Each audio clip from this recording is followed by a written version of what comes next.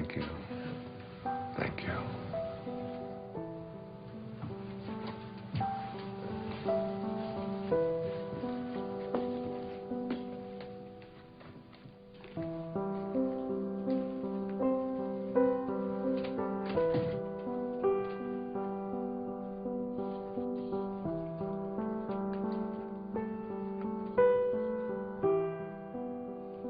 Thoroughly unprepared, we take the step into the afternoon of life. Worse still, we take this step with the false presupposition that our truths and our ideals will serve us as hitherto. But we cannot live the afternoon of life according to the program of life's morning. For what was great in the morning will be little at evening. And what in the morning was true, at evening will have become a lie.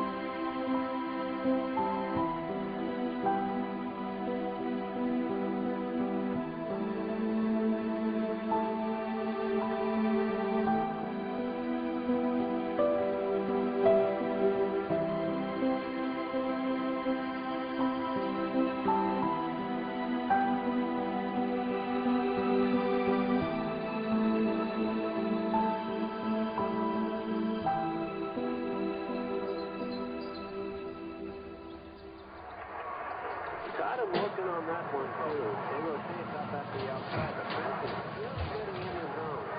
Oh, hey. Thanks, honey. Oh, hey, could I get some cream? Sure. Sorry. Please do that. Thanks.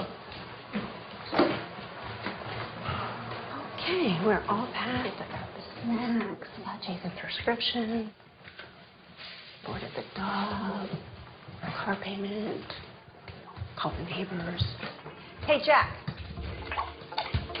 Jack? Jack, I need you to turn off the video game and come downstairs and have breakfast. We're going to leave in a little bit. Let me just finish this level. Okay, fine, but then we're unplugged all weekend, got it? I don't even know what that means, unplugged. It's a very sad commentary on our life.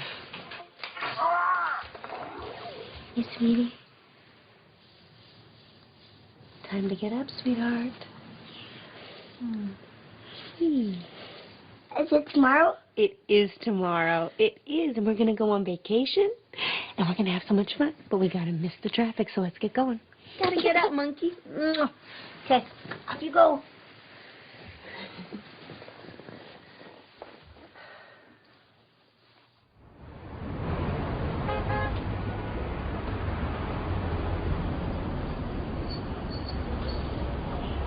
You're overreacting, Larry. I don't know what they can do. They can do a lot of damage to your image, Chad. Now listen, you have a brand to protect. More development can't afford lawsuits from environmental groups. This just isn't the right climate for that kind of stuff. What are you suggesting? I suggest you decide on some sort of compromise, or we'll be tied up in court, and you won't be able to start this project at all. You know, why didn't this come up when we did the impact report? I mean, for God's sake, we're talking about a tree. No, it's more than a tree. Chad, your pre-sales are already dropping, and now you're giving off the appearance of being insensitive. I am insensitive.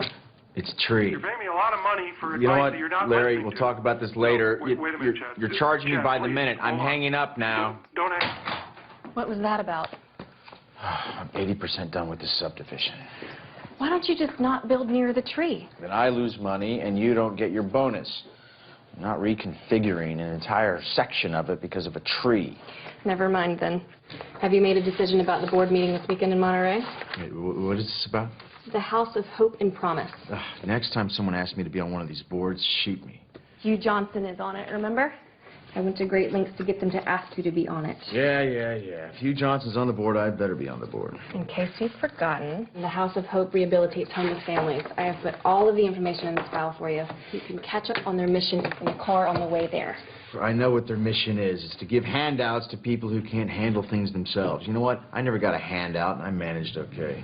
I will call your publicist and get them to say something about your philanthropic work. Hey, actually, that's a good idea. That'll deflect from the whole tree issue. Always thinking.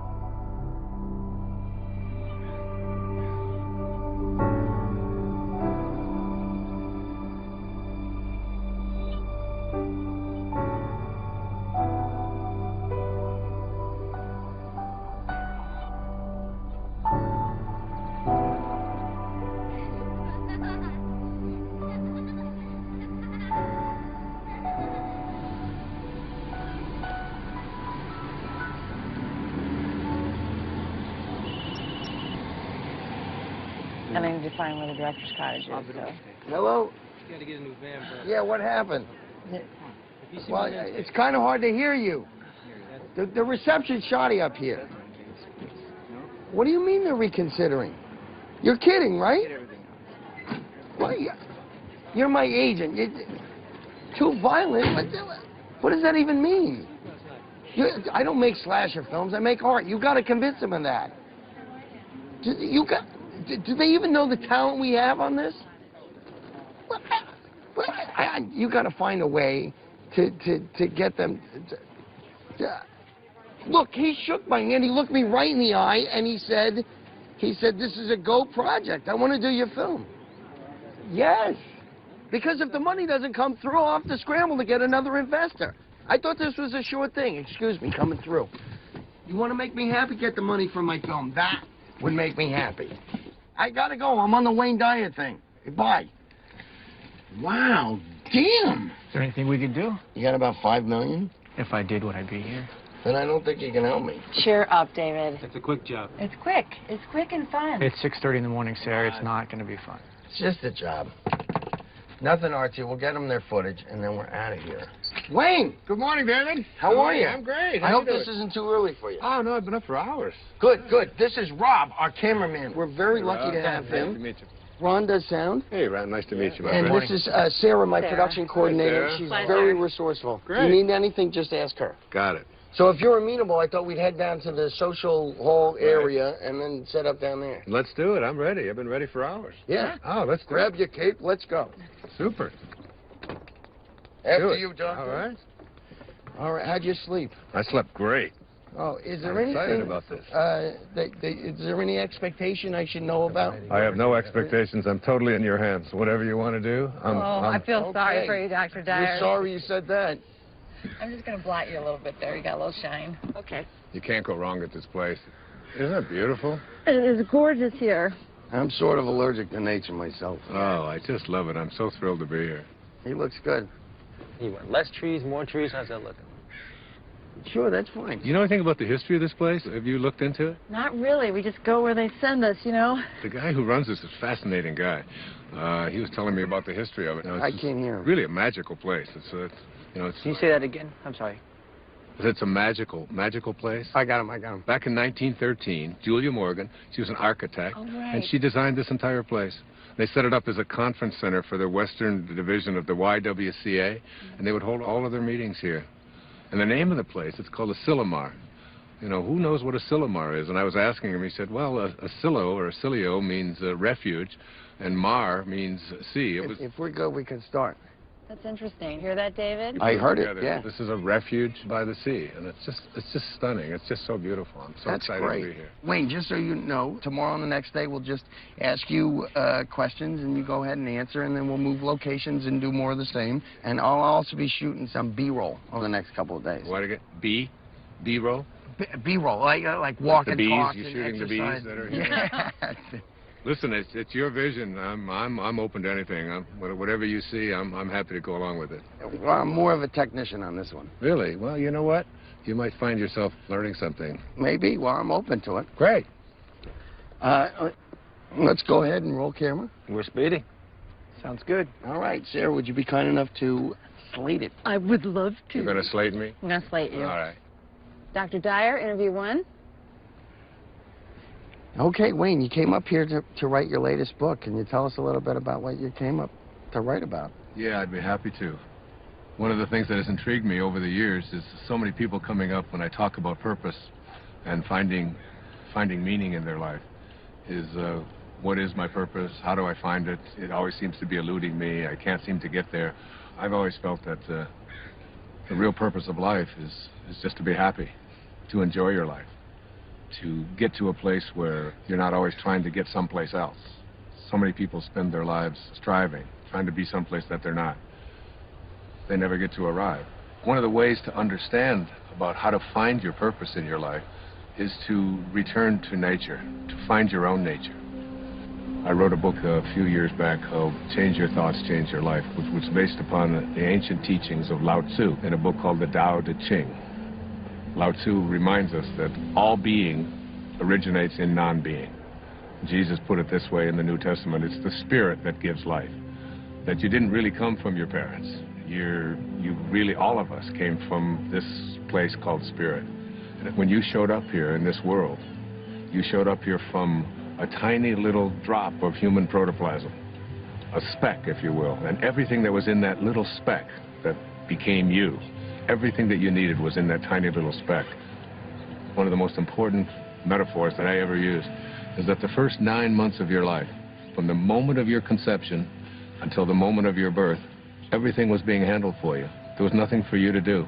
You don't get consumed with the color your eyes are going to be or what your body is going to look like. It's all taken care of for you.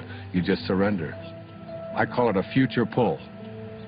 And it's pulling you in the direction of whatever it is that you were supposed to be. And to me, it's not too great a stretch to say if everything you needed for the physical journey was already handled in there, then why not everything for the rest of the journey as well? All of your purpose, it's in there. All of what your personality, it's in there. Everything that you were to be, not just the physical you, but everything, if you just let go and allow. And so we're born. And we look at this beautiful little creature. As parents, I have 8 children. I've seen it happen many times. And you look at this beautiful little child, and you look at it and you say, great work, God. Great work. Couldn't be any better. We'll take over from here. And then we're surrounded by all these people, our family, our culture, wherever we go. And we begin to be told that we can't really trust in who we are. We have to trust in something outside of ourselves. So we're on a journey towards ambition. Once you begin to say, we'll take over from here, you introduce something, you just take this perfection and you just edge out the Creator. You edge God out. E-G-O. Ego. This ego is the part of us that starts to tell us who you are is not this perfect divine creation, this piece of God that you came from. It doesn't say that. It says who you are is what you have. It begins with things like our toys, and then our bank accounts, and then the possessions that we have. Before you know it, we begin to identify ourselves on the basis of our possessions. We begin to take on a set of beliefs about the more that I have, the more valuable I am as a person. And so we spend our lives taking these young children and immersing them in a culture that emphasizes more. It becomes almost a mantra of the ego. You have to have more. And the more you have, the more you are aware of how much other people are trying to take it away from you. The more you get consumed with how do I protect it and how do I make more of what I have. The dilemma here is that if you are what you have and things go away, then who you are also goes away in the process. Going somewhere? Yeah, I thought I'd come with you. Why? Why not? Because this is a work thing. I'll be in meetings all day tomorrow. I'll have nothing to do. Doesn't matter if you're busy. I'll go shopping or something. I'll be fine. Hi. Sorry, we won't be needing you after all. Thanks, you can go. What are you doing? Oh, come on, it'll be a beautiful drive. Which car should we take? You are not coming, and I do not want to drive. I want to be driven because I have work to do. Okay, well then I'll drive. Let's take the Porsche. Denise, the place I'm going, it's not the kind of place you're used to. It's rustic. I think I can handle it, Chad. I know how to rough it. You know, I don't understand the sudden desire to spend time together. I just want to get away. Would you prefer I got my own room? Okay, what's wrong with you? Maybe I'm interrupting something. Oh, come on. Are you meeting someone else? Of course not. Look, I don't even want to go to this thing. Well, then, all the more reason I should go with you. You're not going to fit all those bags in the Porsche. Why don't you help me try? The second aspect of the ego is this idea that I am not only what I have, but I am what I do as well. We are... You going to get that? No, please. Go ahead. Oh, it's all right. No While we're problem. stopped here, do you want anything, Dr. Dyer? You want water or anything? No, I'm fine. Still rolling, guys. We're cutting. What? Oh, keep rolling. Please. So, second component of this ego is the idea that not only is who I am what I have, but it's what I do. And what I do becomes this thing called achievement. And in this whole world of believing that I am what I do, we become consumed with this whole idea of my success, my value, my worth as a human being is based upon how much I accomplish. So I have to make more money, I have to get a promotion, I have to compete with everybody else who's trying to get what I have. We are taught this over and over and over again. All of our young people are taught this when they go out into athletics. The most important thing you can do is be number one, and you say, we're number one, we're better than everybody else. And we constantly find ourselves in this competitive notion again of believing that our world is one in which we have to compete. That's what the ego says. Now, the third aspect of this is the idea that I am what other people think of me. That is, I am my reputation. Particularly, this is relevant for young people who are taught that you have to dress the way other people think, and if other people don't like you, then there's something wrong with you. If you're consumed with that, then you're going to be something different every time you turn around. Now, this is particularly relevant with women, and especially in relationship to the family. Women are often taught in our culture and our society that the only way that you can fulfill yourself is by how you relate to your family, to yourself as a daughter, to yourself as a mother, to yourself as a grandmother. And while these are very important and creative aspects of every woman's life, if that's the choice that they make, it's not necessarily the only thing. And many women feel that deep within them that they have a calling to accomplish something great, to make a contribution. And oftentimes we'll put it aside. So what I encourage women to think is, don't ignore that calling inside of you. Don't ignore the part of you that says you came here to create something powerful, and you have just as much of an influence in doing that, just as much of a right to do that as anyone else does. Sure, I saw that one too. I wonder if I can get the whole collection on DVD. I think that might be a possibility. You know what my favorite episode is? I don't. Kick the Can. Now that is a good one. You know, when all the old people become young again. Yes, heartbreaking, isn't it? You know, the other episode I like is the one where... You know what, I'd like to check in. I'm sorry. Are you with the wedding? No. There's a wedding? People actually get married here? Yeah, all the time. I'm not criticizing it. I think it's charming. Chad Moore. More development? Yes? Ethan Lipton. I used to work for your company a few years ago. Oh, right, yeah. Yeah, in accounting. Yeah, sure. Darling, we'll talk later, okay? Okay, great. Oh, be sure to tell the guys to show up on time tomorrow night at the rehearsal dinner. This whole weekend is going to be a continuous celebration of love. Well, I do like love. Well, that's why I'm in this business. Bye. Are you getting married? No, I'm with the band. Oh, well, have a fun weekend of love. You guys too. Do you remember that guy? Not at all. Hi there. Hey, see, I'm checking in. The house of something? Promise and hope. Promise it. Chad Moore, I'm on the board. Welcome to Asilomar, Mr. Moore. We have you in north of Longviews. If you go out the door and to your left... My wife has joined me unexpectedly, so could we get one of the larger rooms? You don't have to tell him that. Well, they weren't expecting you. You were unexpected. One of the nicer rooms would be wonderful. Thank you. I'm not used to camping. Camping. That's funny, Denise. Let me see what I can do for you. There's so much stuff we can do. Oh, that'd be cool. Where are the kids? Huh? Oh. Ethan. Whoa. Jack, Ethan, come over here. Come on. Come on. Get over here. Come here, troopers. Take you and you go with your mom. Stand on my toes. Yeah, and also something away from all the noise would be nice. I do have a room on the first floor in the lodge building. Yeah, No, something higher. Of course, Mr. Moore. Do you have a room on the second floor? Higher than that, please. I'm afraid that's about as high as we go here. You're kidding. What a waste of real estate. I think you'll like this room. It has a balcony. All right. If you say so. Give me a second. Give that to your mother. Give that to your mother. You heard her. Hand it over. I said we were going to be unplugged this whole weekend. Do you guys just want to go home? No, we're not going to go home. It's no fun. Come here. Stand with me. Here, jump on my feet. Jump on my feet. I'll lift you.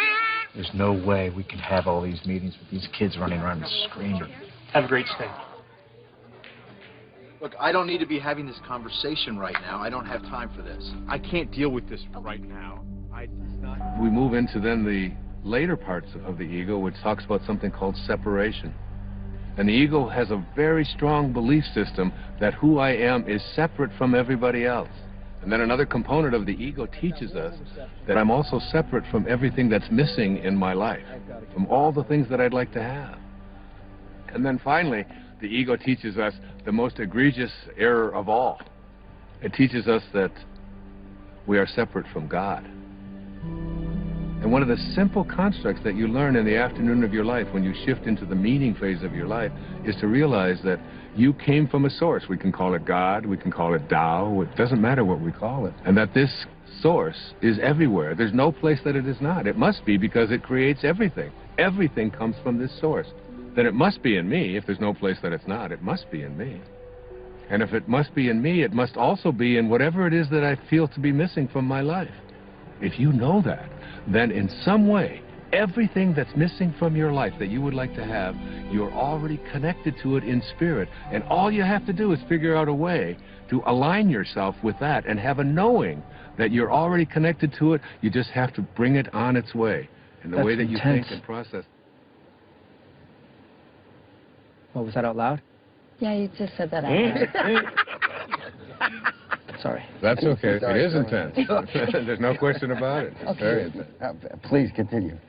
Okay. I was saying that as we move into the afternoon of our life, we take the same ego constructs that we learned in the morning of our life, which is all about competition, winning, being better than everybody else, and we try to apply these same constructs to the afternoon of our life. And what happens is we end up living a lie. For what was true in the morning, in the evening, has become a lie. The problem is we don't really know how to move into the meaning phase of our life.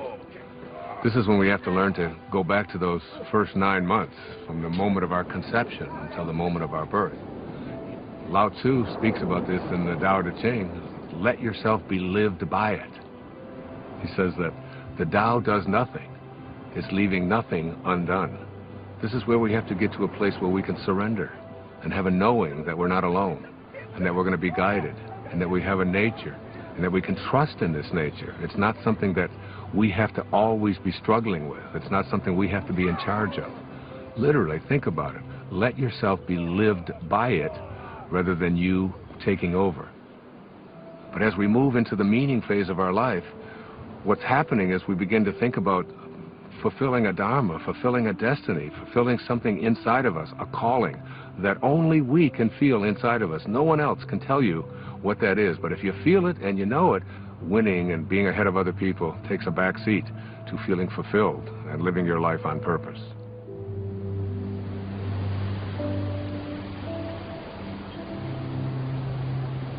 I'm coming to get you. No! Ethan! Don't throw sand!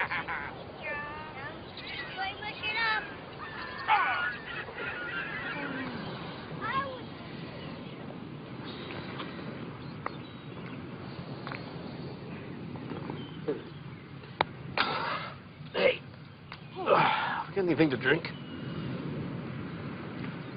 Juice box? Sure. I'm gonna go back and get some more sunscreen. Really? We got clouds. No, they can still get burned. Okay. You gonna walk back? Yeah, I'll be fast. Well, we can wrap it up here. No, look at them. They're having so much fun. I don't want to drag them away. I'll be right back. Okay.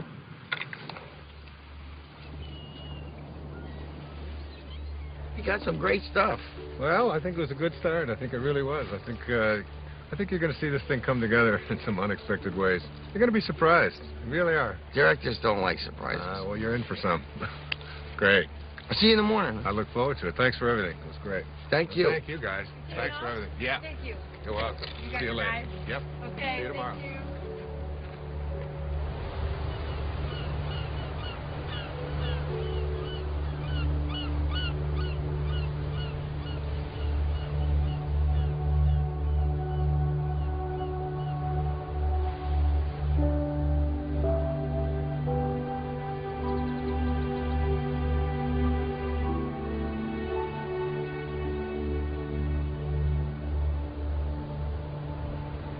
Amazing, isn't it?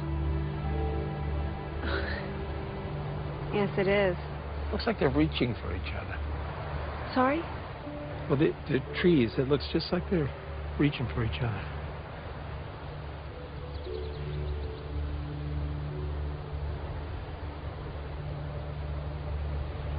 Yeah, you're right, it does. The whole place. It's like a different painting every day. You know, you're very fortunate to work here. I know. Hey, you want a lollipop? Excuse me? It's root beer. You like root beer? Actually, I do. It's root beer, but with a little bit of licorice. Thank you.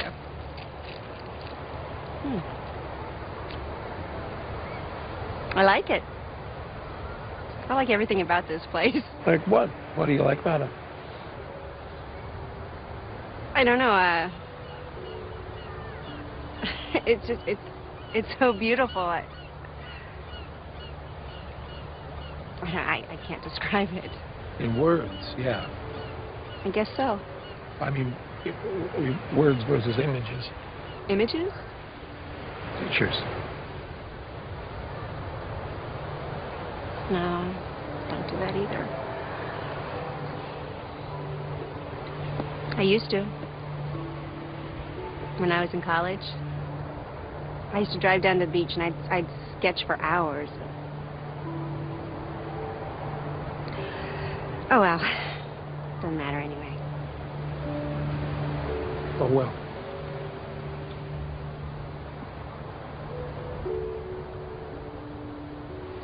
Hey, Mom, where you been? What? We got cold. You eating a lollipop? I am. Got any candy for the kids? No, I'm sorry. Oh, that's all right. Let's go back. Let's go. Yeah. All right. It's okay. Here. You want a lollipop? I don't get it, to be honest with you. That really doesn't surprise any of us, David. Seriously, if I didn't have ambition, nothing would get done. Is that supposed to be a comment about us? You have a napkin, please. You know what I mean. Like we're supposed to sit around and wait for things to happen to us magically. There's nothing wrong with a little magic in life. I can't trust magic. What I can trust is my own will to get things done. That's my main problem with what Dr. Dyer's saying. Okay, he's right there. You want to keep it down? He didn't hear me. Dr. Dyer, you want to come hi. join us? Sure, I'd love to. How you guys doing? Great. Good. Chicken's great. Good. So, Dr. Dyer. Yes. We were all just discussing the first interview and all those things you said. And basically, David thinks that it's all BS. What? David? Yes, really? I don't think all of it is. I mean, I'm entitled to my own opinion, right? Absolutely. You are entitled to your opinion, and I respect it. And you know, David, you don't have to get this all at once. You know, just get a little bit at a time. That's all it takes. You know, you just start practicing it. Eventually, it becomes a way of life, and you start living from a different perspective. I'm not really a spiritual person. I'm too busy. Yeah, spirituality is kind of like a luxury. That is true. I find it hard to find time to meditate. Let me ask you this. Do you think that you're an inspired person? Do you live an inspired life? Do you feel inspired? I have no idea. Really? Well, let's take an example. Let's supposing I had an apple pie that we had just made, and out of this apple pie we take one slice. We take the rest of the pie, put it over here, and I take this slice and I give it to someone. Let's say I gave it to you, Ron, and I say, Ron, what is this? That's an apple pie. How do you know that? How do you know it's an apple pie? Because it came from an apple pie. So, well, you laugh, but I mean, the truth is that's a very profound statement that you just made, that everything in the universe must be like what it came from. You take an acorn and you'll never get a rose bush out of it. You look at yourself and you ask yourself the question, where did I come from? Who am I and what am I like? You know, instead of making our choices out of the place that we really are, our authentic self, we're making them out of the ego. And every time we make choices out of the ego, all kinds of things begin to happen to us that take us away from finding meaning in our lives. How do you know if you're making a choice from your higher self? You gauge everything on the basis of how you feel. Are you stressed out? Are you anxious? Are you fearful? Are you angry? Do you feel good about yourself? Do you feel like you're on purpose? Do you feel like your life has any meaning? When you're operating out of the only part of yourself that is authentic, bliss is your response. But what about the upside of ambition? I mean, I'm a filmmaker, and if I didn't, doesn't ego serve me? I mean, if I was going with the flow, I'd never get a movie made. That's a conclusion that you've come to because you think out of the ego. You know, the fact is that you might even be able to make much greater films if you came out of a higher place. Imagine yourself as being able to live and work and do everything that you do from this place that, well, it's called Dharma. What's Dharma? Dharma is a spiritual principle that implies there is a purpose to our lives. Like an otter has a dharma, a bird has a dharma. Everything has a purpose. And when you find yourself living from that purpose, you have found your dharma. Your dharma is something that you will be living by. And rather than constantly using the ego, you will begin to say, this is what I'm here for. It's like, I call it a calling. It's like an inner calling. How do you know what your dharma is? Like, what if you can't even find your dharma? Yeah, I can't even find a date, let alone my dharma. Well, your dharma isn't anything you're ever going to find. Your dharma is something that you're always connected to. It is your divine purpose. It is something that you are aligned with throughout your entire life. The ego has kept us away from it. Excuse me, I have to take this. This is what I'm talking about. I'm sorry to interrupt. How does this help me find a date exactly? You don't need to find a date. If you live what I'm talking about, you'll understand that everything will be perfect and everyone that comes into your life will come in on time perfectly. You're a divine creation of God. You're a spiritual being. You don't need anyone else to confirm that. I love that. It's true. Dr. Dyer said it was. It is true.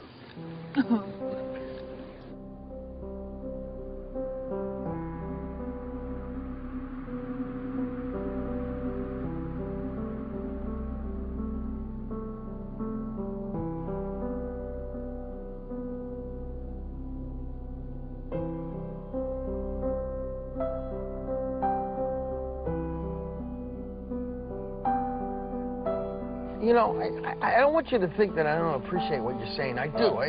Not that you would necessarily be concerned with what I'm saying, because that's the ego telling you what to think, right? So you were listening? Yeah, I'm listening. I just think it's good to have a plan. Well, what's your plan? To be a successful filmmaker, to make a name for myself, to make money, to have a good relationship. So you're talking here about prosperity, you're talking about abundance, you're talking about happiness. I haven't any problem with that. I've been attracting abundance and prosperity into my life forever. I think it's actually quite easy to do. I really believe in that. For you? Well, you know, the problem what you're talking about here is the ego. The ego and your attachments. You know, you become attached to you know, how much money you're making and how well your film is doing, and is everything working the way I've been told that it should work. When you become attached to things and they go away, you then lose who you are. But it feels so much like survival. We're not talking about survival here. We're talking about a shift away from the morning of your life and having to do everything for external reasons and moving into a higher place in your life. Why don't we start with that tomorrow? How to make this shift? It's a good idea. You know, I tell my audiences all the time that if this is something new to you and you've never heard it before, There's a shift probably heading your way as well. Yeah. That's all I need. It could happen.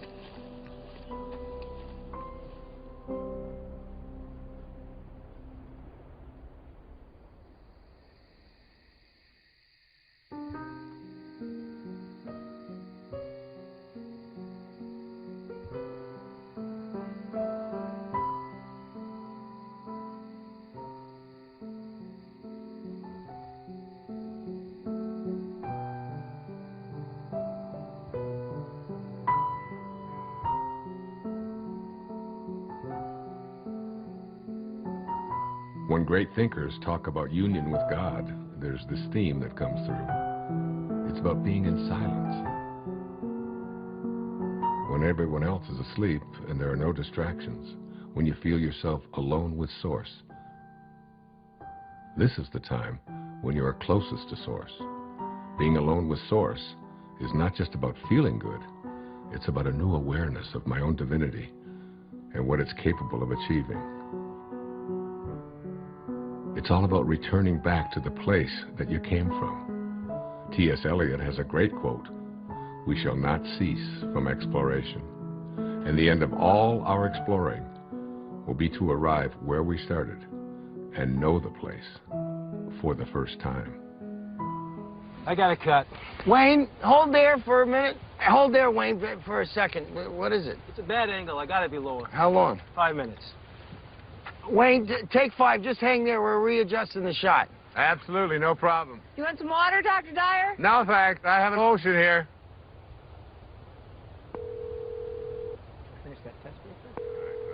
Hi, you've reached the office of Alex Chase at ICM. Please leave a message for Alex or Jason at the tone. Thanks.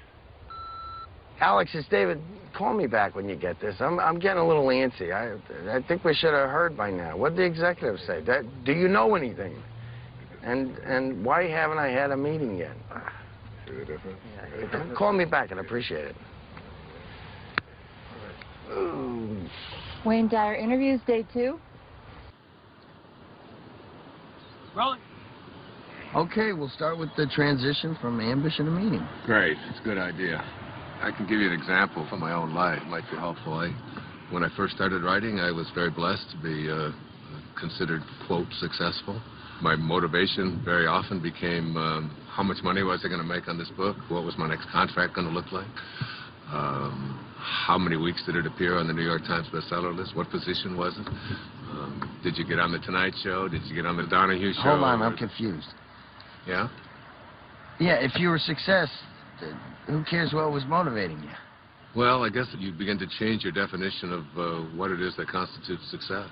I mean, success can be identified in those terms, and there are other ways to look at it as well. But there's people listening to you. I mean, where would you be if you didn't initiate it? I mean, it got you started, right? I'm sorry to interrupt. Are we switching to a Q&A format? I'm just curious. Sorry. No, that's okay. It's a very normal question. It's a very common concern that people have. For myself, we talked about my writing, David, and yes, by all means it was successful, but there was a part of me, inside of me, that said, there's something more for me. I was writing books about psychology, your erroneous sounds, pulling your own strings, the sky's the limit. All of them were doing well. All of them were bestsellers. It was all, but inside of me, I was shifting. There was a calling to something else, and I could see the shift taking place in my life. And the shift was, it was more in the direction of spirituality. It was more in the direction of higher consciousness. I began to become excited and thrilled by reading people like Krishnamurti, by reading people like Muktananda. And I remember going to my agent and I said, I want to write a book about how to take some of these great spiritual ideas. He said, no. You're going to write a book about sex. He said, this is going to sell. This is like Dr. Ruth has got one, but you're way better than Dr. Ruth. You know, and he's going on and on. And he said, and then I've got a second book for you, and we're going to do a 2-book deal. And you're going to write a book about how to make money. You know, Wayne Dyer's approach to making money. And I'd say, Artie, I said, I can't do that. I said, I have to write about it. He said, no, nobody's going to buy this stuff. He said, that's the airy-fairy stuff. That's out there. That's all that new agey stuff. He said, you don't want to. I said, but I have to write that. That's what I'm living. That's what I'm feeling. It's so exciting. And I remember submitting the proposal to him, and he said, all right, I'll send it in. And they reluctantly, they didn't give me much of an advance at all because they didn't even believe in it. But off I went. There was a strong inner kind of feeling that I had something greater to give. I had something that I had to do that was beyond just going through the motions, just doing what I had already mastered, what I knew how to do. I remember when I made the shift, even though there was a little bit of fear, I remember feeling probably the freest that I'd felt ever in my life. I wasn't motivated by whether people are going to buy it, how much money I'm going to make, whether people are going to put me on a bestseller list. Those became external kind of factors. Those became things that started to chase me rather than me chasing it. Basically, I think, David, what I'm trying to say to you is that you get to a place in your life where you start to be guided by something that's larger than yourself. Just stay aligned with what you're here for and stay in harmony with Spirit, with God, with Source. Stay there. And as you stay there, the meaning phase of your life begins to take over. And once you cross over into the afternoon of your life, it's impossible to go back. Wait. Monday? You can't keep telling me Monday. If it was coming through, it would come through like 5 Mondays ago. Well, we can take a pause here for a second. You are not telling me this right now. What do you mean? They're replacing me? You don't know what to tell me? This movie meant everything to me. I bought them this movie! It's my movie! This movie meant everything to me! Damn it! Okay. This would be a great place to break. Is he okay, you think? I think he's going to be fine. Let's just call it lunch. Everybody get something to eat, okay? And then,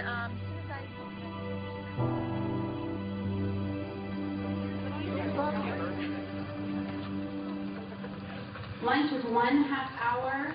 If anybody is interested in Lorraine County project, Hey, you up for a late game of golf? Oh, absolutely. Okay, I'll reserve it. Thanks. You know how long this meeting's going to last after lunch? I don't really know. I think they're saving some of the big items until the end. Like what? Well, they're $1 million down in the San Francisco project. The contractor underbid, now they're over budget. Oh, you know what? Listen, you can catch me up on all that stuff this afternoon when we play golf. You're not coming back? Oh, no, I am. I'm going to try. I just got a lot of work to do. See you later. Okay.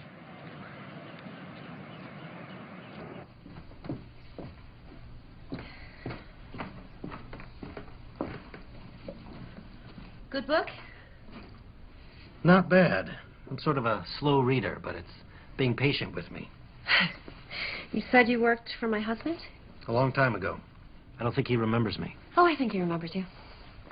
Well, he let a bunch of us go all at once, because, you know, he needed to scale back. Sorry about that. Hey, it's okay, truly. It's one of the best things that ever happened to me. I needed to try some different things, pursue some other avenues. Like your music. Like my music? Yeah. Well, it sounds like your story has a happy ending. Not yet, I hope. No. Don't rush me now. No, that's not what I meant. I meant you seem happy. Well. Hey, you know what? You and Chad ought to come to this party that we're playing at tonight.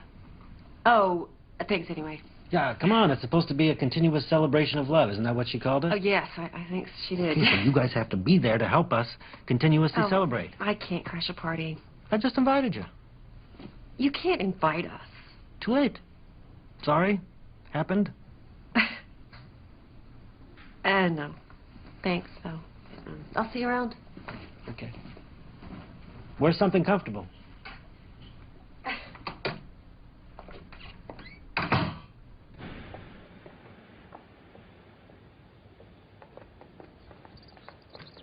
Denise.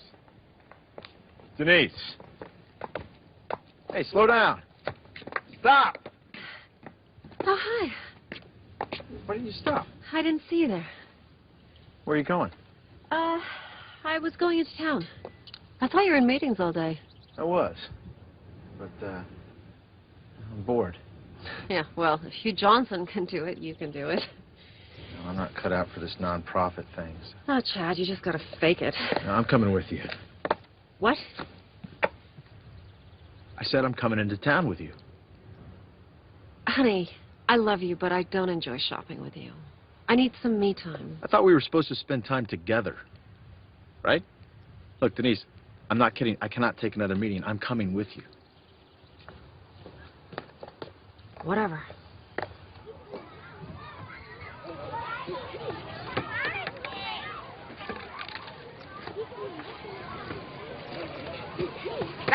Hey! Guys! Stop it! Take it over there or you're going to lose a water gun. Oh, they got you all wet. Oh, it's no big deal. It's just water. Water is soft. Don't give it another thought. It's great. I am so sorry. Don't be sorry. I got 8 kids of my own. I've got grandchildren. You know, these things happen. Things get messy once in a while. It's fun. Well, thank you. That makes me feel a little bit better. I always see it as an opportunity to sort of practice what I call non-interference. Oh, I wish I could do that. Oh, you can. Of course you can. Really? I mean, I'm their mother. Isn't that a little irresponsible? I don't see it as irresponsible at all. I think parenting is not about having children lean on you. It's about making leaning unnecessary. Yeah, they've got a compass. Let them follow their own compass. What would I do with myself if I wasn't interfering? Oh, I don't know. Do you ever think about music or art or something like that? How'd you know? Know what? Nothing. Thank you. It was really, really nice talking to you. Oh, you too. God bless you. Namaste. Namaste. All right, guys, come on. Time for lunch. I don't want to eat. Me either. Before the air just come and eat when you're hungry.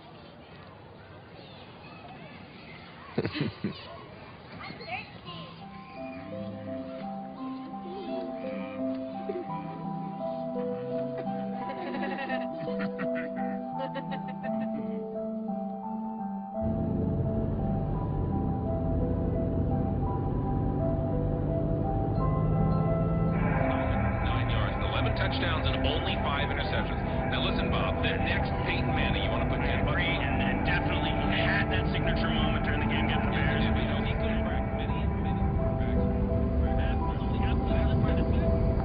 On Tuesday, 5.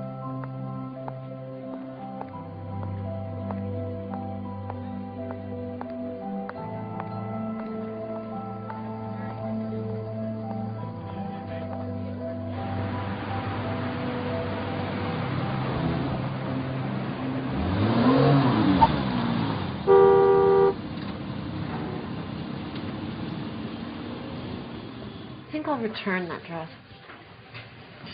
One you just bought? The red one. I waited 45 minutes for you to decide if you were going to buy that. I don't think I like it. Then why'd you buy it? Actually, I think I already have it. It took you an hour to buy a dress that you already have. This is exactly why you shouldn't come shopping with me. Well, I've got an idea. How about if we just not talk to each other at all?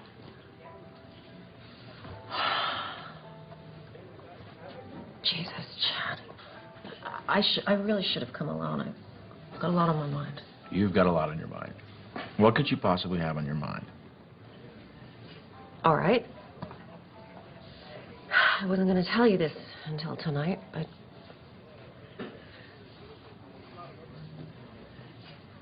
What? This weekend is a write-off for you, right? Because you're on the board of that charity. Right. You're about to have another write-off. What's that supposed to mean? Ugh, God, I'm trying to put this in a way you can relate to. Yeah, well, I'm not relating. I'm pregnant. What? You're joking. No, I'm not joking. I don't want kids. I know. I didn't either. But this just happened, and I thought, I don't know, maybe it's time for change. You know, that we should experience this thing that everyone says is so wonderful. You know, maybe it's time to stop being so selfish and start thinking about something other than... I want to be selfish. I like being selfish. I like our lives. We come and go when we want. We're happy. Oh, you think we're happy, Chad? I don't know if we're happy. I mean, God, you're always at work. We never see each other anymore. I'm always at work because I need to buy you the things that you want, Denise. Cars, clothes, houses, everything you want. But still, it's not enough to make you happy. Please, keep it down. I want this baby. I think it could be the most wonderful thing we could do with our lives. Come on, I get what this is about. This is about you feeling like you haven't done anything in your life. So you think you need a baby to feel validated. Well, you know what? I don't. I worked my way up from nothing, and I will not sacrifice our lifestyle so that you can indulge in yet another distraction. Wow.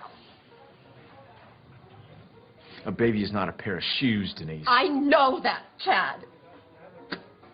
You are so cruel, and you're so mean. God, you used to be fun. What happened? You planned this, didn't you? It was an accident. Sir, I'm going to have to ask you to leave. Please. It can happen. How could you do this? How could you do this? Thank you so much.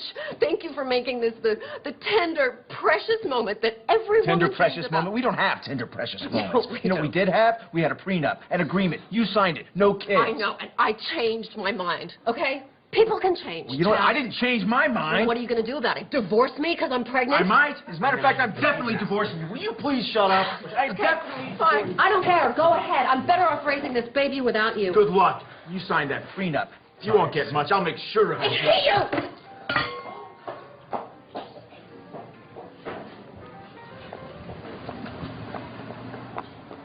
Sir. I'm fine. I still need I'm you. fine. Sir, I am still going to have to ask you to leave. Oh, I'm leaving. Don't worry about paying. No, I am definitely paying for this meal. Please, sir, it's not necessary. Oh, she's got my wallet. Hey! You took my wallet, you kleptomaniac! You're not in the room, you moron! I'm calling my lawyer. I'm calling my lawyer right Oh, now. really? How are you going to do that without your precious phone? Hey, come back! Come back!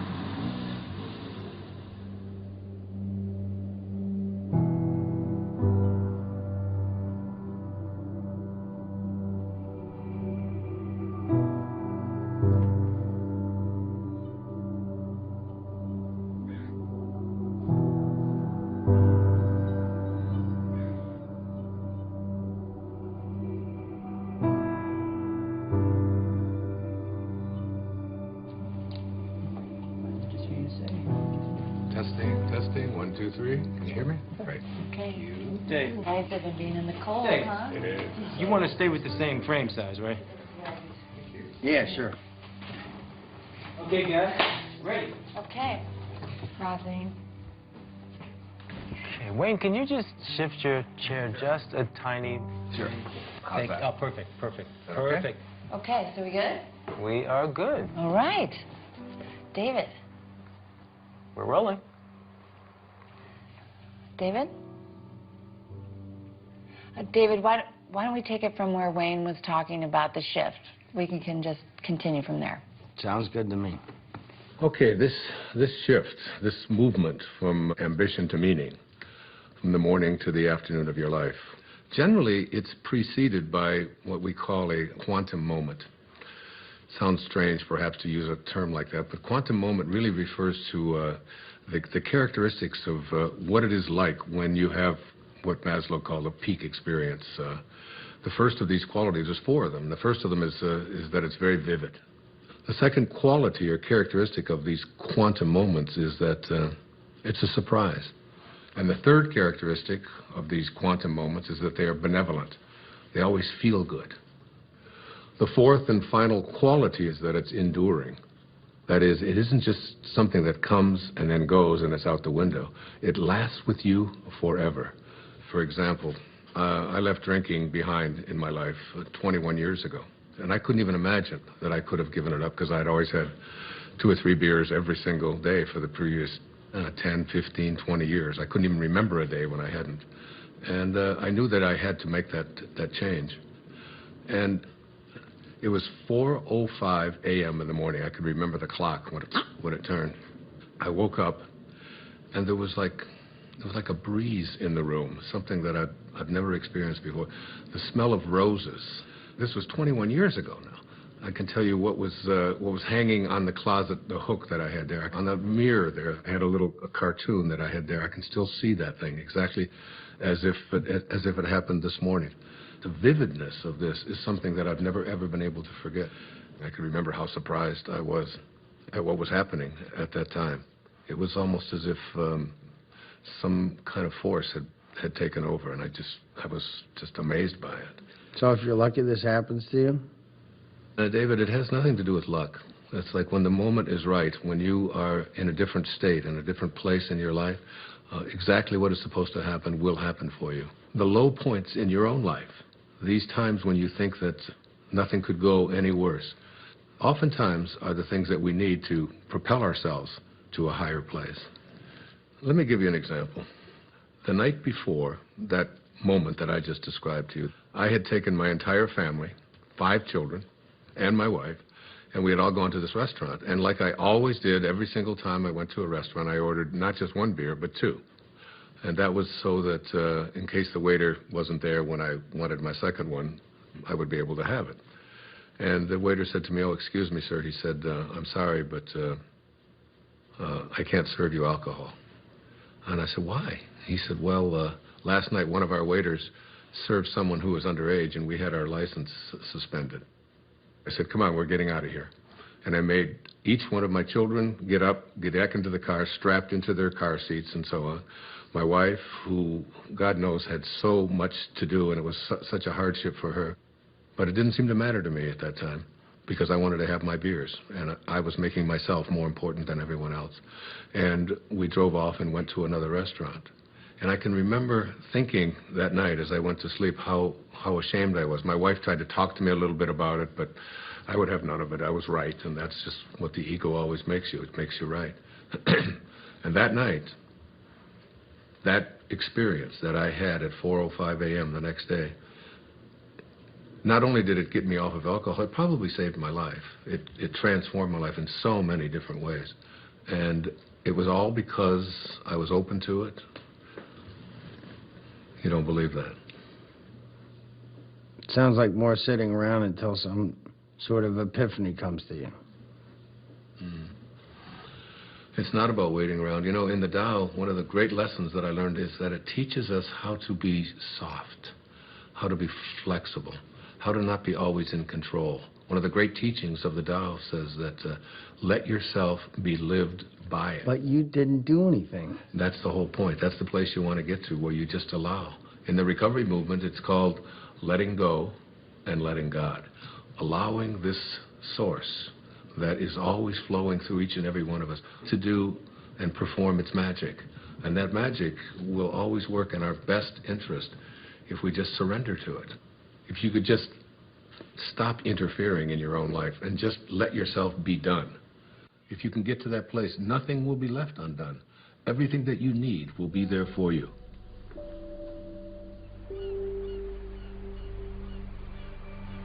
It's mysterious for most of us because we believe that we're the ones who have to do everything. Isn't it interesting that you had everything you needed in the first 9 months? Why isn't that true for the next 90 years? Because we interfere. When I was 19 years old, I was in the United States Navy and as an enlisted man. And I was given my assignment to join the aircraft carrier, the USS Ranger. And it was on deployment in Yokosuka, Japan. So I boarded a refrigerator ship, the USS Vega, in Alameda, California.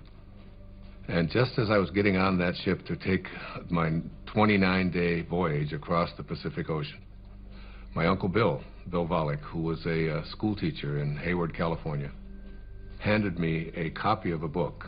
And the book was a collection of short stories written by Leo Tolstoy. He wrote not just great novels and great stories, but great spiritual literature as well. He was considered to be the soul of Russia. And the first story in this collection was called The Death of Ivan Ilyich. Now, Ivan Ilyich was a judge who lived in Moscow. One of the more important features of this story is his relationship to his wife, who he basically hated because he despised his work. And he felt that she had pressured him and pushed him into doing this, that it was a prestigious thing to do. And he was filled with internal rage and anger at what he had done. The title of the story kind of gives it away, The Death of Ivan Ilyich. You know he's going to die. Now, Ivan Ilyich was lying on his deathbed, and his wife is holding his hand, this woman that basically he despised for all of his life. And he looks up into her eyes, and his last words are, "What if my whole life has been wrong? and he died. I was very shaken and very moved by that. And I took out a pad of paper and I wrote a note to myself. And I said, "Dear Wayne, don't die with your music still in you." And I've lived that for my entire life. When you die, you will return to that source, and you will be in that space of love. But the Tao says that you don't have to die to get there. You can die to the ego and live from that space of perfect love while you're here. That vivid, surprising, benevolent, enduring quality that defines the quantum moment that leads us into the shift is really an indication that you're returning back to the source. You're beginning to live from the Tao. It's reconnecting with the field of intention. In Greek, the word enthusiasm breaks down to entheos-iasm, which means the God within. When you have passion, when you have enthusiasm for something inside of you, that's really God speaking to you and saying to you, don't get to the end of your life and have to be able to say what Ivan Illich said, what if my whole life has been wrong?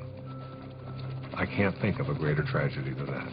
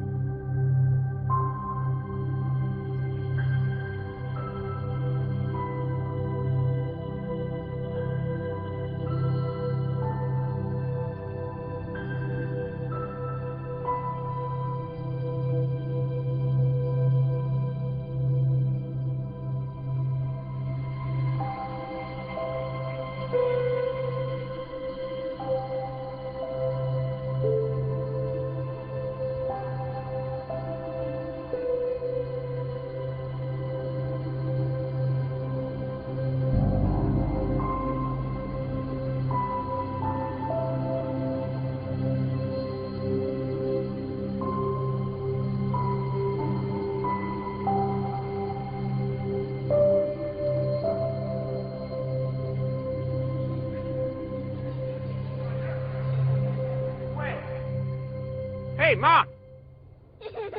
What is it? Where's the mom? Where'd you go? I'm sorry. It's just... It's so beautiful. I was imagining how I'd paint these trees. You don't put paint on trees. Oh, no, honey. It's, like make a painting of it. You know, like you make a picture in school? Mom, you're not a painter. I haven't seen you paint anything. All right. Next one to that rock up there. Wait, go! Let's go! Let's go get him. Let's go get him. Go, come on! What did you do?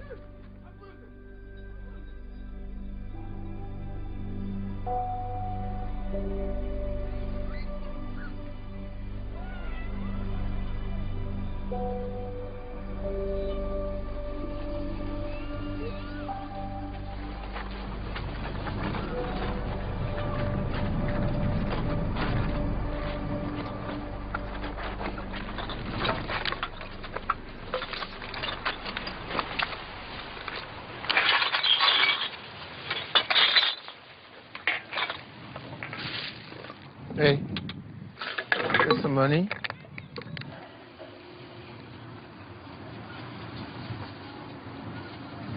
God bless you.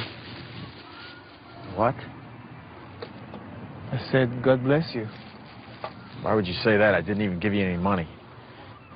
You got any money? Not at the moment. But you? Need to call a cab. Hey, here you go. It should help you. Thanks. Wouldn't happen to have a cell phone in there, would you? I don't need one. You make money with that stuff? I make good money. Where do you live? Over there. Over there. But my favorite place is there. Under that tree. That's my favorite. I know that tree. We're friends. It's a good one, huh? You know what you gotta do? You get some of these bottles, and you can make some money. There's a machine down there. You put the bottles in, and you make some money. Thanks. Maybe I can save up for a cell phone.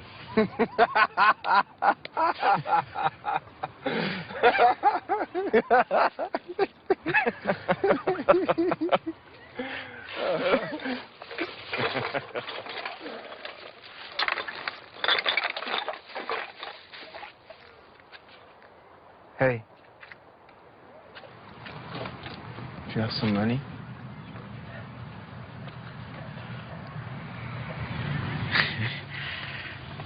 I do. I have 6 pennies. God bless you.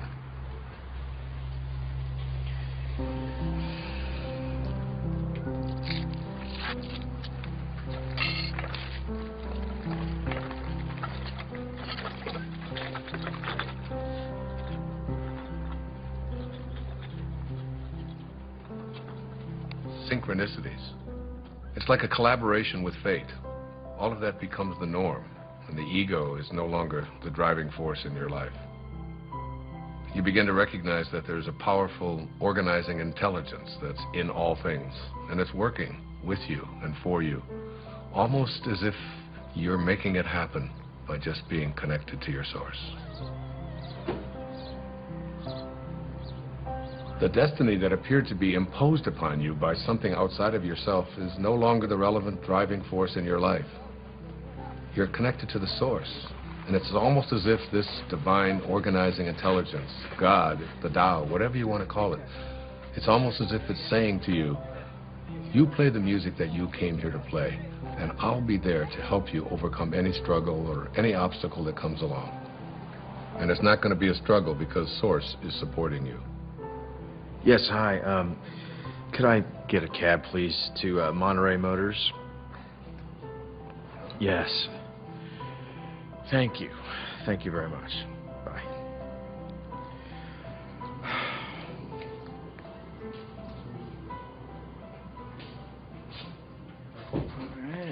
I can't stop thinking about what you said about a destiny being imposed upon you.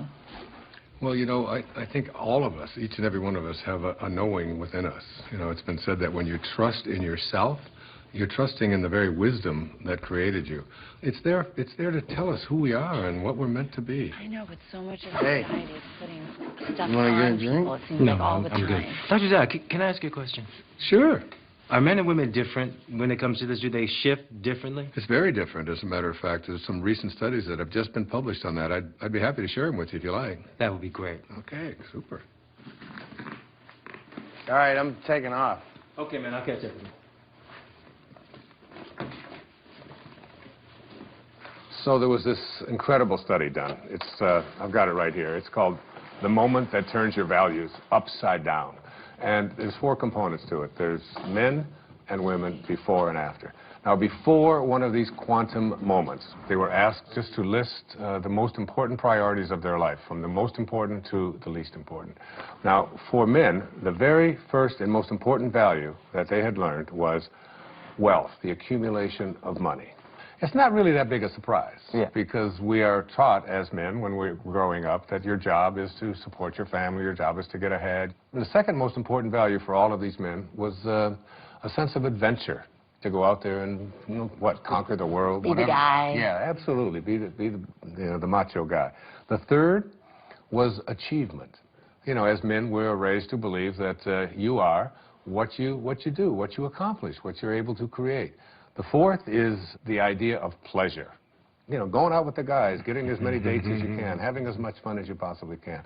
The fifth of these is to be respected, all right? And we all know as men what that means, you know? You're not giving me any respect, man. And then you get out there, and when you're growing up and you're a kid, and if you don't get respect, you're having fights.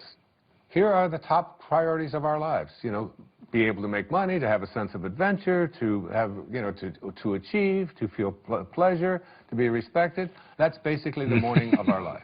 This sounds like my list. What are you talking about? When was the last time you had fun? Oh, do not even listen to her. I know how to have fun. Do you mind? I'm trying to hear Wayne. Go on. Thank you. I appreciate that.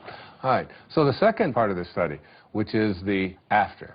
A quantum shift has taken place. Same questions, only as many years later, and they followed this over a lifetime. And the number one value is spirituality.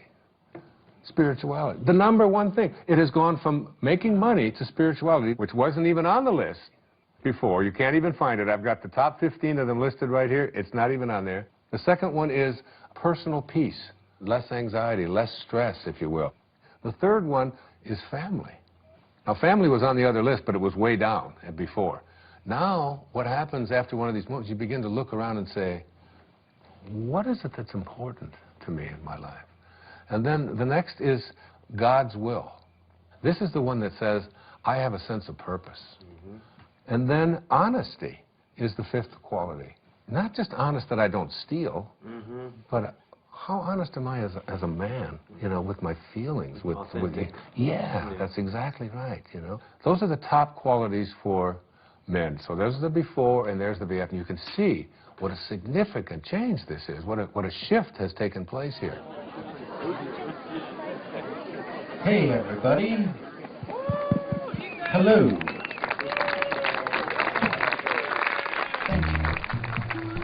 We are very glad to be here tonight.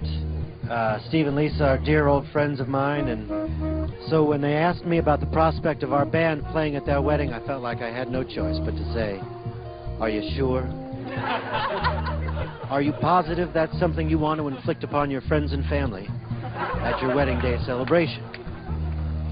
And Steve and Lisa assured me that that was exactly what they wanted to inflict upon their friends and family at their wedding day celebration. And so, here we are.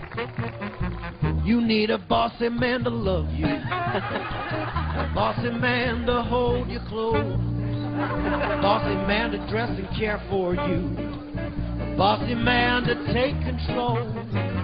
You need a man with all the answers, a bossy man to run the show, a bossy man, he pays for everything, he never says I do not know.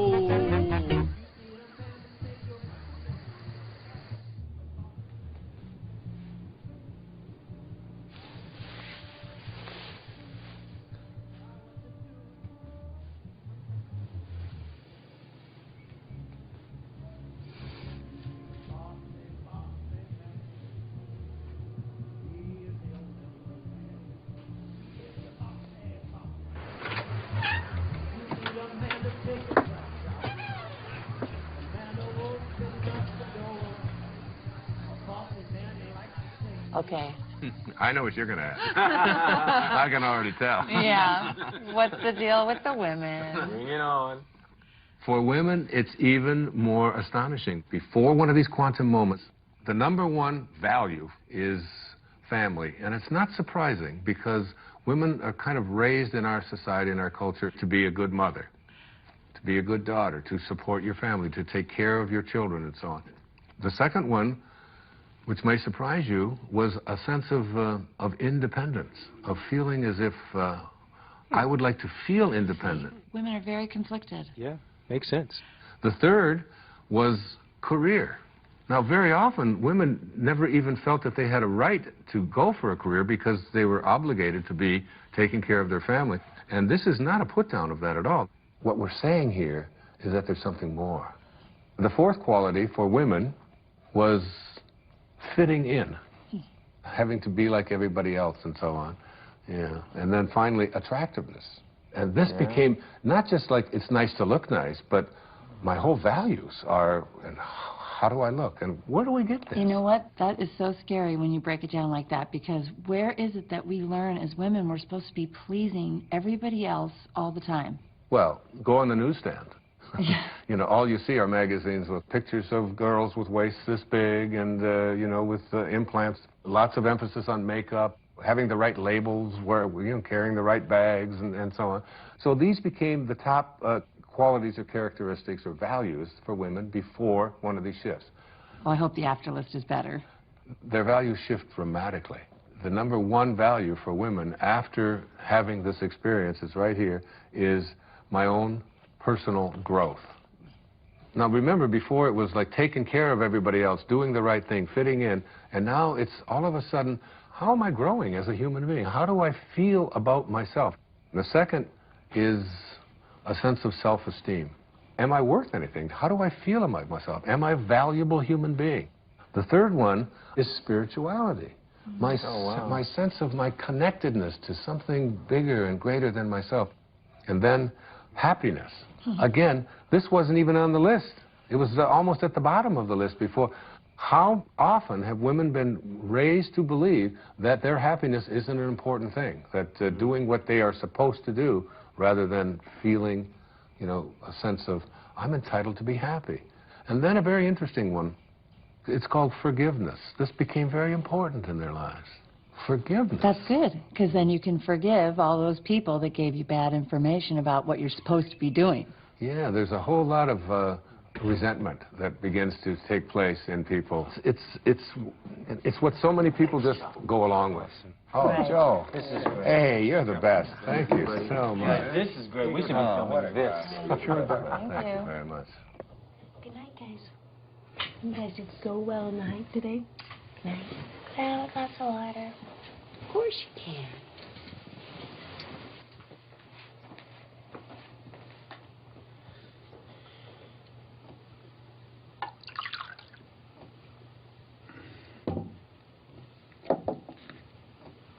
Jason, what's this?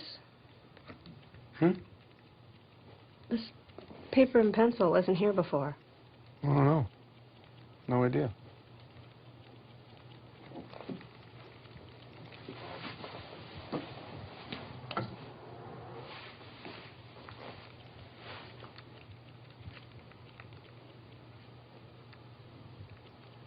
Hey, Jason? I think I'm going to take a shower. Okay.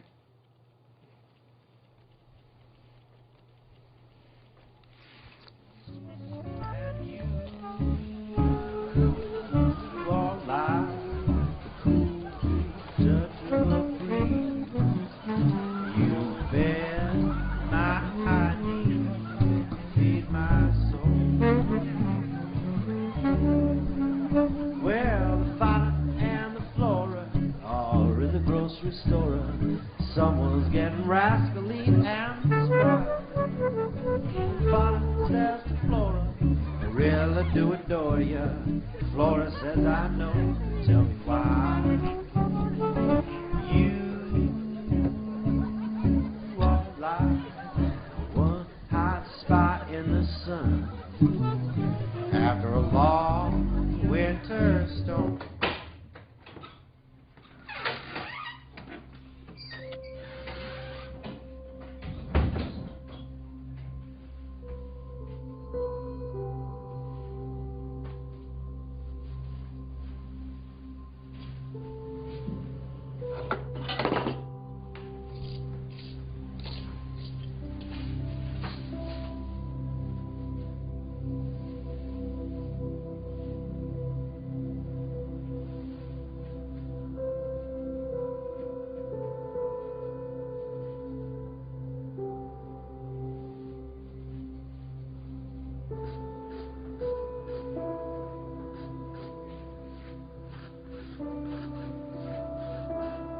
I don't know, would you guys like to hear, I think maybe the only true miracle that ever happened to me in my life. A real miracle? Yeah, it was an authentic miracle for me. It was a healing that took place that I still can't explain. So it was in the year 2000, and I had taken a group of 25 people on a spiritual tour to Assisi. I've made several visits there. In fact, I wrote an entire book called There's a Spiritual Solution to Every Problem, based upon the prayer of St. Francis. And I lectured for a couple of hours about it, and we all had visited the places where St. Francis had lived and performed so many of his miracles. The next day, we were going to take a tour to a place called San Damiano, where St. Clare, who was the first female to ever become a part of the Franciscans, lived. And on the third floor of there was the bedroom, exactly as it was in the 13th century. There was a young man on that trip. He was 21 years old. His name was John. He was from Pennsylvania. He had cerebral palsy, and he had 2 very heavy braces on each one of his legs. We were going to go up to the 3rd floor. Now, this was a winding staircase to get up to the 3rd level where St. Clare's bedroom was. Now, John, in order to be able to go up the steps, he would have to move his leg out like this, you can imagine, and then he would go up the step, and then he'd bring the other one down, and then he'd go up the next step, and he would bring it back because his legs were stiff. But as we started to get into the very narrow part of the staircase, he couldn't, his legs wouldn't go out. He could only go this far, so he couldn't go up. And you can imagine he couldn't go down. It was impossible for him to go down. So there he was stuck. I was ahead of him. And he stopped me and he said, "Wayne, I'm in trouble. I can't go up another step because I can't get my leg out to the side. There's no room and I can't go back down. What are we going to do?" And there was a whole row of people behind waiting to go up this very narrow staircase. So you have the picture? Old people don't whisper, 'cause old people can't hear. We'll just talk louder and louder, year after year. Stop looking at me funny, get over here, and I'll whisper. You have grape juice on your wine? Oh, no. No. Old wills grow stronger, old backs grow stiff, old feet grow wider and longer, old dreamers drift. I'm drifting over your way.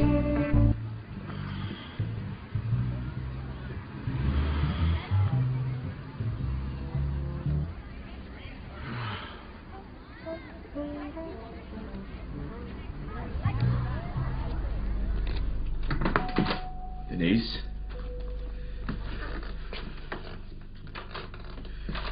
Denise?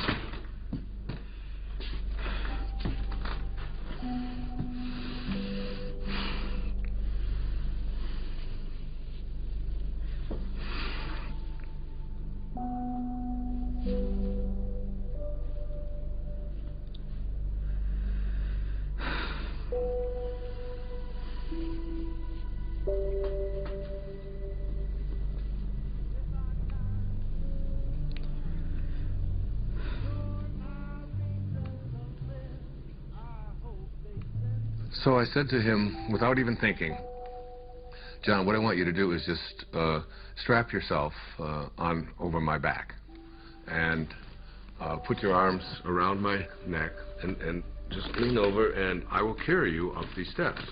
Now, what I haven't told you is that before we went on this trip, I had done some major damage to this right knee of mine, to a point where I had it examined by several orthopedic physicians, and I was told that there would come a time soon when I would have to have this knee replaced because it was down to bone on bone. So as he got on my back, and now we're talking about 240 pounds or so, he went, I went about 3 steps, and I realized that my knee was about to collapse, and I was going to go straight down. And I had a quick vision of what the newspapers and the CC Daily News were going to say the next morning. Spiritual teacher collapses, bottom of the stairs, 40 people dead. You know, it was like... And so as my knee started to go down, at that moment, I saw a vision of St. Francis. I had a vision of what he would look like, and he didn't say a word. It was very, very quick, and he just went like this with his hands. In other words, stand up. And suddenly, and I had the fragrance of roses was in there, the same fragrance that I had, remember in the story I told you? In that quantum moment when I had that, the same kind of thing. And I stood up, and I started walking up the steps with him, and my knee just suddenly righted itself. It was fine. Not only did it right itself, but I suddenly had like a burst of energy like I've never had before. And I started walking faster with him on my back. Then I started running. And I ran up all of the stairs. My wife was waiting at the top, and she said, "What happened to you, and what are you doing? And everybody else is out of breath." And I said, I had a miracle. I just don't know what happened. And I realized that my knee didn't hurt anymore at all, and I wasn't limping, and I had no pain in it at all. By the way, I've never had any surgery, nothing ever done to this knee. It was a healing that had taken place in that moment.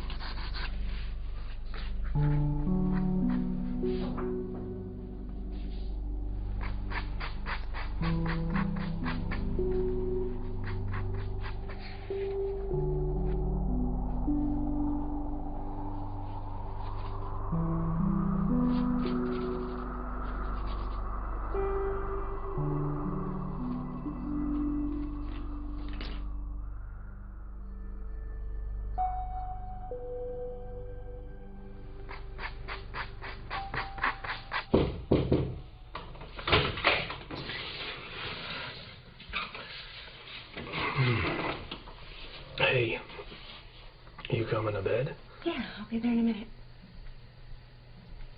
What you been doing? Oh. I thought you were gonna take a shower. I did. And your clothes? I was going to, and then I got distracted. Huh. What you been doing? Nothing. Are you all right? What do you mean? Well, you just seemed a little checked out today. Just wondering if anything was wrong, or... No, I'm fine. Don't worry. I'm a little worried. No. Can I look? Jason, no. Quinn, I just want to look at him. Jason, I love what you do. I just wanted to look. Can you please go? Quinn, I just want to... Just go. Please? No. You know, really, you're not very good anyway. Really, don't bother. Don't bother.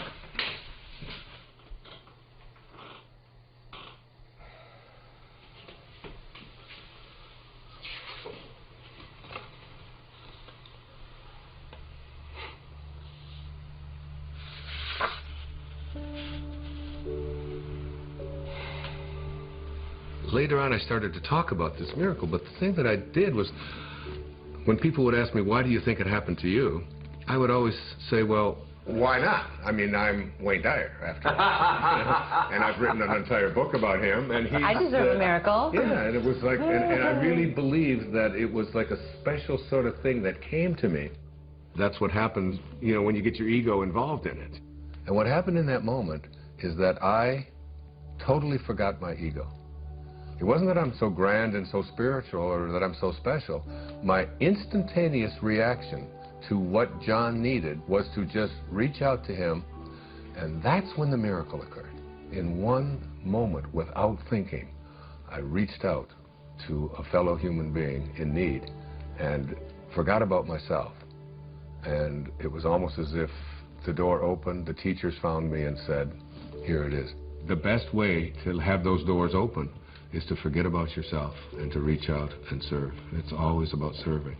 It's, you know, one of the mistakes so many people make is they just think, well, I'm just going to attract what I want into my life. And one of the things that I really profoundly believe in, you do not attract what you want. You attract what you are. What you are. I would have been too shy.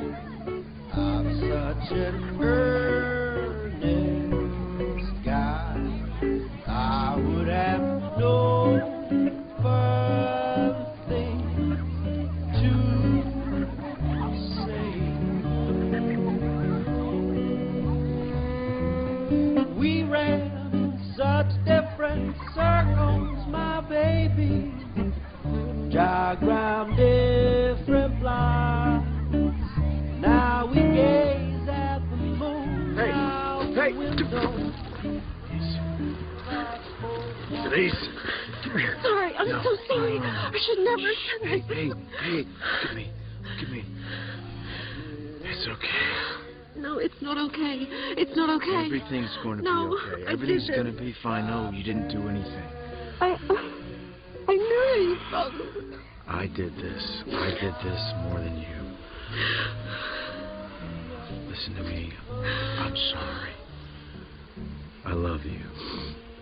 I love you so much. It's gonna be okay. Must have been our time. We found true love while staying at home.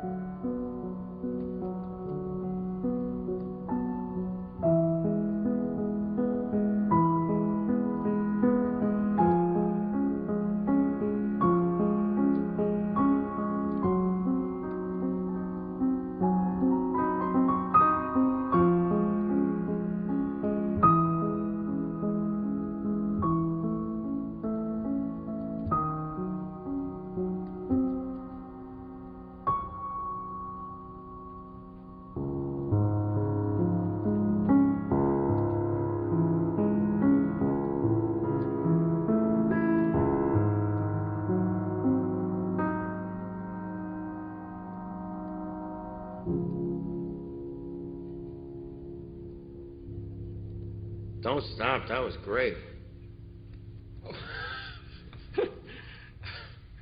Thank you. What brings you out so late? Or I should say so early. Just couldn't sleep. You having trouble with the filming? No, that's fine. Filming's easy. It's my business I can't handle. Hey, do you know chopsticks? I used to.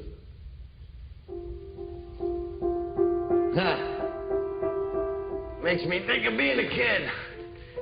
When I was idealistic. Back when I thought I'd make a name for myself. Oh, hey, don't say that. You have a name. More like a household name. More like Scorsese or Tarantino. Well, hang in there. Anything can happen. Why does it have to be so hard?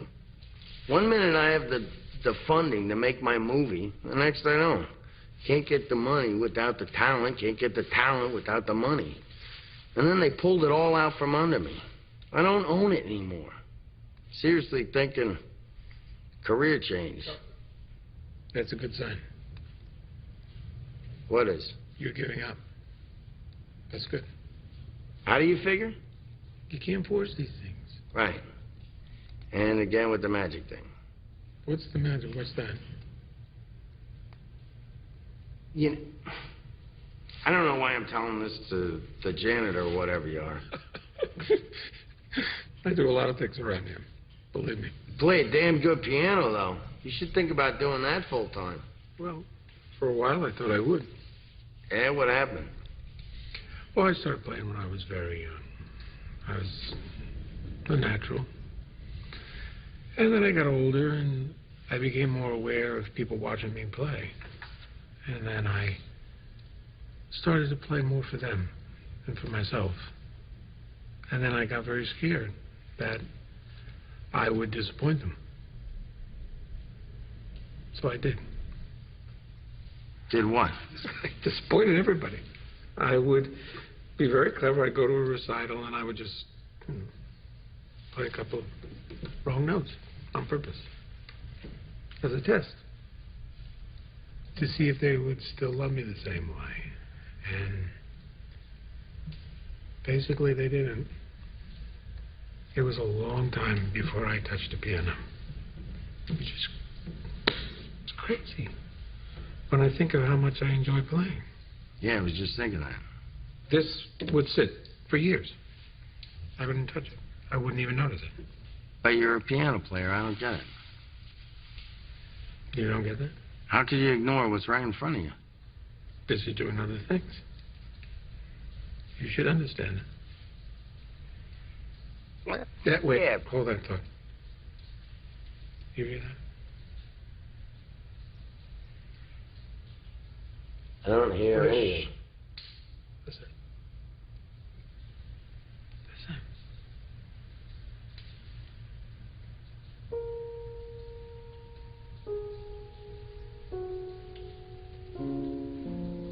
That's nice. I like that. I like that too. You making that up? Yeah. Well, no, sort of, yeah, mostly no. What? This is something I could do. Make music, you mean? No, I can't. And you're a good faker. Yes, I'm just listening. Listening. I listen. And then I just play what I hear. I'm not making it up at all. It makes itself up. Makes itself. Exactly. I just play. Sometimes all you gotta do is just show up, pay attention, and music happens. Your music happens.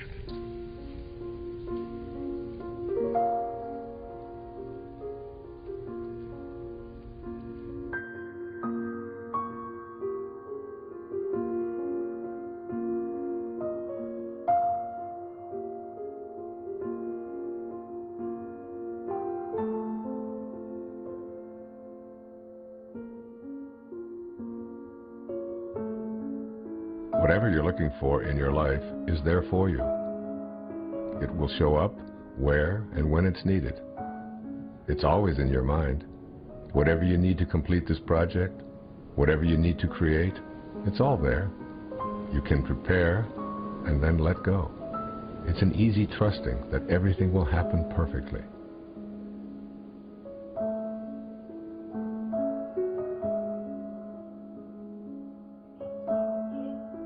Bend forward to your lower spine.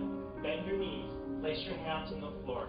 Move your hips up and down. Right, left, right, left, right, left, right, left. Get your You know what? I can't shoot it from here. No? No, there's tint. Oh, but we really need something for B-roll. We don't have anything. I'm not the director. I don't know what David wants. Where is he anyway? He's probably sleeping off a hangover. Well, I gotta go in. I can't shoot it from out here. Oh, great. Go in. Go do that. You're not coming with me. Me? I'm not going in there. It's like 200 degrees in there. Okay. And what about you? No way, Jose. I had better get a bump for this. Mm-hmm. You're my hero. Okay. You guys suck.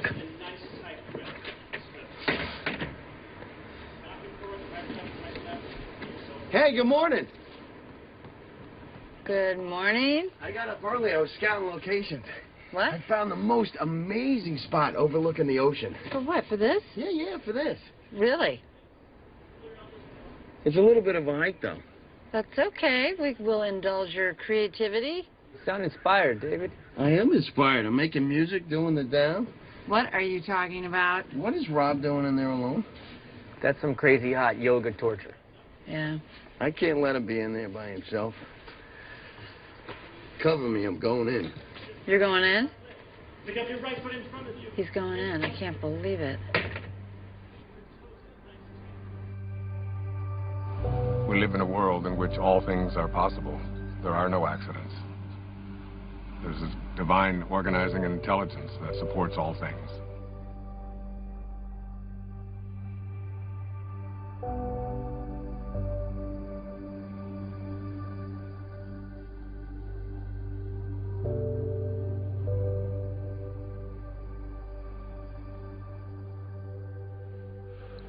I think you have to get to the place where you're no longer focused just on yourself.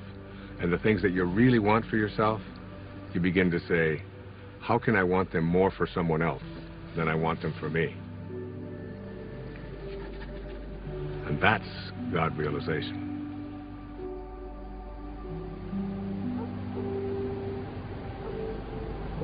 One of the things that happens when you move away from ego is that you move from a sense of entitlement to a sense of humility. You realize you're entitled to nothing. That's just the ego speaking. So the fundamental truth is that you must be like what you came from. If you came from divinity, you must be divine. If you hold your hands up and say, these are the hands of God, then what does God do with his hands? God is just giving. That's all God knows how to do. Hi. How are you this morning? Better than yesterday. That's a good way to be. Not better than anybody else, just better than you used to be. Hey, I was wondering, is there a place around here where I could actually buy some flowers? I wanted to bring some back for my wife. I can let you have some of these if you want. Really? Yeah.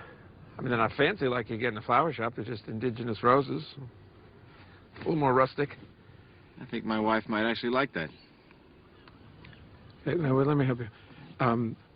Cut just above the leafy part there, and above the leafy part, and try to do it on an angle. Hey, there you go. Good. Can you tell I've never done this before? Not much of a gardener? I usually pay people to do my gardening. People who actually know what they're doing, like you. Well, I get a lot of satisfaction out of it. I've never really seen the value in flowers, I guess. Don't you ever send your wife flowers? No. Oh, that sounds bad. It's a new day. Yes, it is. You know, there are over 200 species under the genus Rosa. And there's a rose database that has, I think it was over 6,000 variations of roses. Seems almost excessive. Here. Thank you very much. Can I give you a tip? No, thanks. You sure? It's okay. Well, I'll be sure to tell the owner of this place what a great staff he has. You just did. You? You're the owner. No, I really am. I apologize. I thought you were just the gardener. That's an easy mistake to make. I saw you watering the plants. Plants need to be watered. Yes, they do. Thanks again.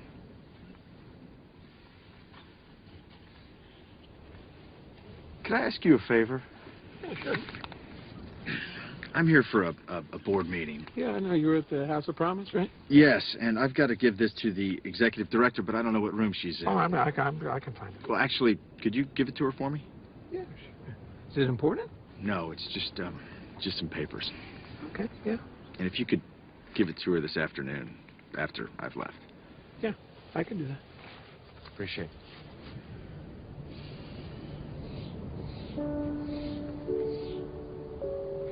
So you shift your thoughts from what can I get to how can I offer, how may I serve.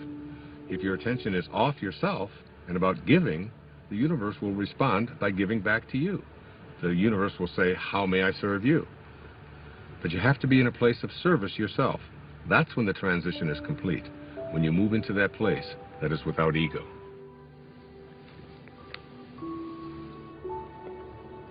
Hey there. Hi. Missed you yesterday. Had a great game. Yeah, got stuck in town. Yeah, I understand. Things come up. Yes, they do. How'd the meeting go? Nothing changed. They still need the money. But once they get the money, we'll see who gets the contract. See you in the city. All right, see you here. Not so fast. Don't tilt it. No, we don't want to crush the flowers. That's very good. Oh, I'm telling you, you don't want to know how much these flowers cost. You know, it's the same florist the mayor uses. Now, oh, be careful, please. Thank you.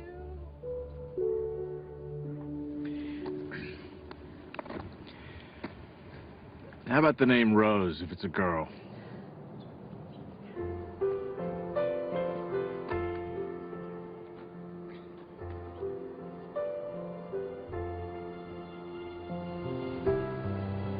As we move into the meaning phase of life, it's not as if you no longer are ambitious.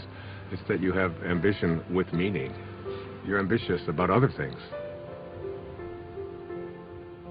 So now your ambition is transformed into purpose, and you have to learn to become the observer and to step back. You begin to live in process, trusting where your source is taking you. You begin to detach from the outcome. And that detachment allows you to no longer be fighting. It allows things to just come to you. And you're no longer being the person who's making things happen. You're allowing them to show up. The fight is gone. So I get asked over and over again, is there a purpose to the ego? And my reaction to that is it's just not worth defending. The ego is the thing that is the false self. And when you're defending it, you're defending an illusion. You're defending something that really isn't who you are. Your authentic self is way beyond the ego. Every one of us knows that we came here with music to play. And yet we have a tendency to believe that we are separate entities and that we have to fit in, and that's our role in life. And none of that is true. The shift can happen in many ways. It can be just a comment. It can be a coincidence that occurs, a particular event that you weren't expecting. It can be anything at all. But the result is always the same. You begin to realize that you're not here to push life, to make it a struggle all the time. You're here to enjoy and to be living in peace. That's what happens when you're in the afternoon of your life. I was just thinking about all the things I have to do to pack us up to leave. Oh, yeah? I'm like a walking to-do list. I think 90% of my day is spent managing everyone else's life and all their problems. Uh-oh. You are very appreciated. It's not what I mean. I love taking care of you and the boys. I do. I love my family, but... But? When I paint, I go somewhere. I feel connected. I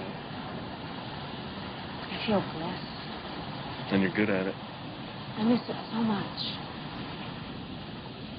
On the hike yesterday, and Jack told me that I don't paint. I realize that my own children have no idea who I am. They don't even know what I do.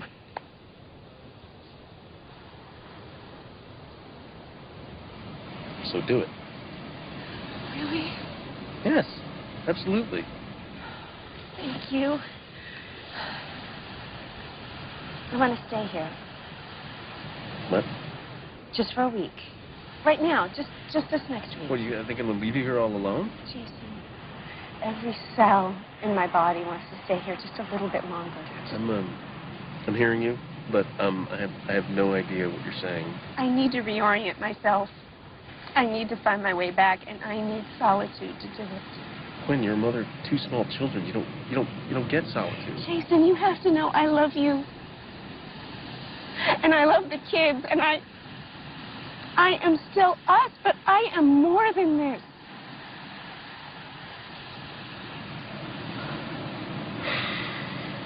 Okay.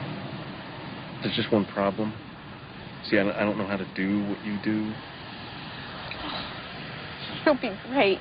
It's just for a week. You'll survive. And then we go back to normal. I don't know about that. Oh, you're good at this. Oh, that's not fair. You know what you're going to get good at? What? Laundry. I see lots of laundry in your future. That's great. That's great.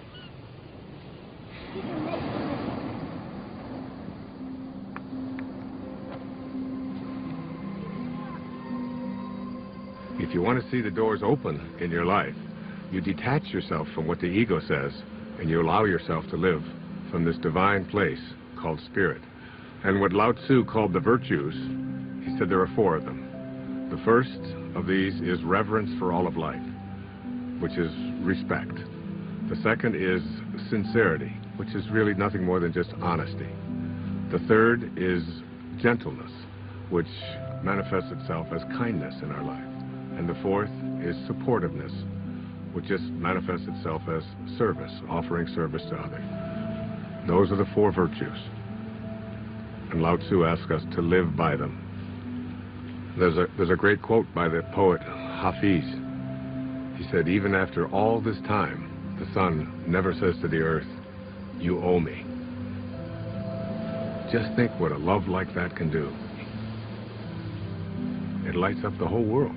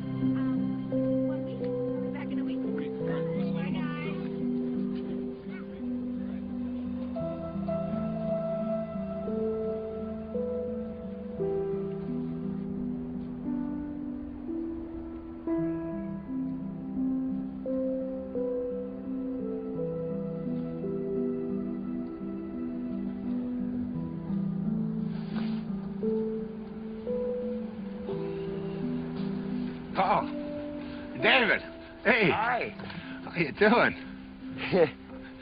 So did you get everything you need? I think I got even more than that. Really? I'm actually inspired. I was looking at some of the footage. I'd love to do something with these interviews, something creative. Like what? Well, this place. There's something happening here. What you're talking about, the people, themes, I think I can really do something with Wait a second. I thought you were just a technician on this shoot. Isn't that what I heard you say before? I guess not. I think I'm getting it. Well, you know, David, the point is we're all going to get it. Ultimately, we're all going to get it. There's a great line from A Course in Miracles where Jesus says, if you want to be like me, knowing that we are alike, I will help you. If you want to be different than me, I will wait until you change your mind. And you will change your mind. And really, isn't it the ultimate thing is, why should we have to die in order to get it? We ought to be able to get it while we're here. It's been a pleasure. Thank you, my friend. God bless you.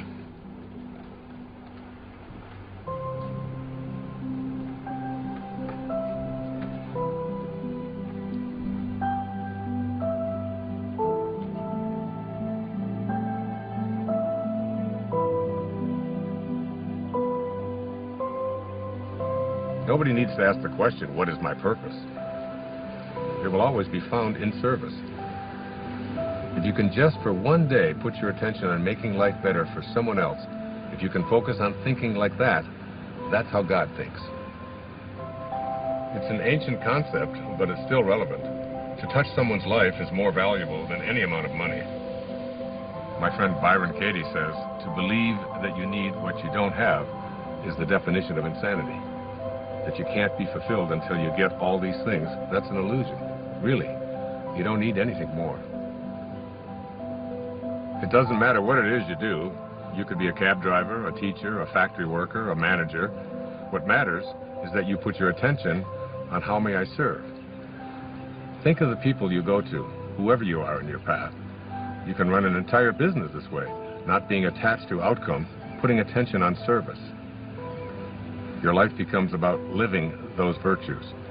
How can I serve? How can I be gentle? How can I be reverent? Thinking like that means you're living in meaning. The messages of the morning are about what you can and can't do, about how society defines you. But in the afternoon, after the shift, it's about connecting to an energy that's taking care of everything, and we're all just being done. Try to stop yourself from breathing, from your fingernails growing. Living the virtues is all we need to do. The truth is, I feel something else is in charge of all of this. So it's really about surrendering to it. Surrendering to something that is bigger than you, that you are connected to, and that's really in control of everything.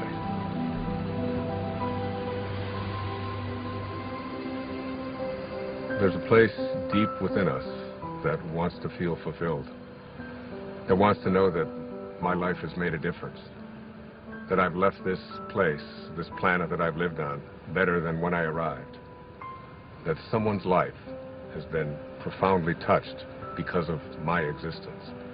We all want that. It's not about age or about finding yourself. Wherever you are, at whatever age, you're only a thought away from changing your life.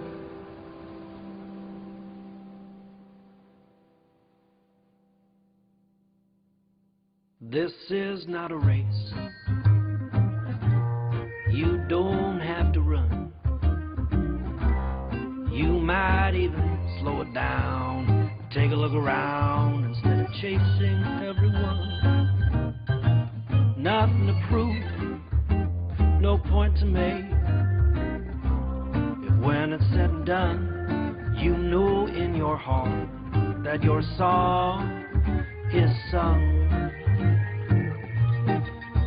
Don't go with your song still inside you. Let it guide you every day. We all know that it's good to be humble, but don't mumble your life away. You could lose it all. You would still feel like you won. You might fall out of the sky, learn to fly just by reaching for the sun. No need to fret, but by regret. If when it's said and done, you know in your heart that your song is sung. Don't go with your song still inside you. Let it guide you every day. We all know that it's good to be humble, but don't grumble your life away. A little teamwork now. La la la la la. La la la la la. Low la low la low. Low la low la low. La la la la la la la. La la la la la la la. Low la low low low low. Low low low low low. Rubber da scrub. Hobba de hop do. Hooba da hooba de hub. Hooba de ho. Don't go with your song still inside you. Let it guide you every day. We all know that it's good to be humble, but don't fumble, don't grumble, don't mumble your life away.